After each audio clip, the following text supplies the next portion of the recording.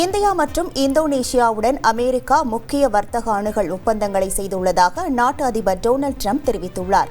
தாமிர வளங்களுக்கு இந்தோனேஷியா வரி விலக்குடன் முழுமையான அணுகலை வழங்கியிருப்பதாகவும் இந்தியாவும் இதுபோன்று செயல்படுவதாகவும் குறிப்பிட்டுள்ளார். தாங்கள் இந்தியாவிற்குள் நுழையப் போவதாகவும் அதில் கூறியுள்ளார். வரிகளுக்கு பதிலாக அமெரிக்காவிற்கு வளங்களை பெற அணுகல் வழங்கப்படுவதாகவும் டிரம்ப் தெரிவித்துள்ளார். சீனாவில் நடந்த ஷாங்காய் ஒத்துழைப்பு அமைப்பின் வெளியுறவு அமைச்சர்கள் மாநாட்டில் இந்தியா சார்பில் வெளியுறவுத்துறை அமைச்சர் ஜெய்சங்கர் கலந்து கொண்டார்.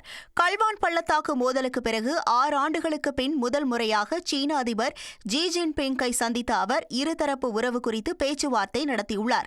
தற்போது ஷாங்காய் ஒத்துழைப்பு அமைப்பின் தலைமையை சீனா ஏற்றுள்ள நிலையில் தற்போது அங்கு நடந்த மாநாட்டில் இந்த அமைப்பில் உள்ள China, Russia, India, Iran, Kazakhstan, Kyrgyzstan, Pakistan, Tajikistan, Uzbekistan மற்றும் பெலாரஸ் ஆகிய 10 உறுப்பு நாடுகளைச் சேர்ந்த வெளியுறவுத்துறை அமைச்சர்கள் மற்றும் தலைவர்கள் கலந்து கொண்டனர்.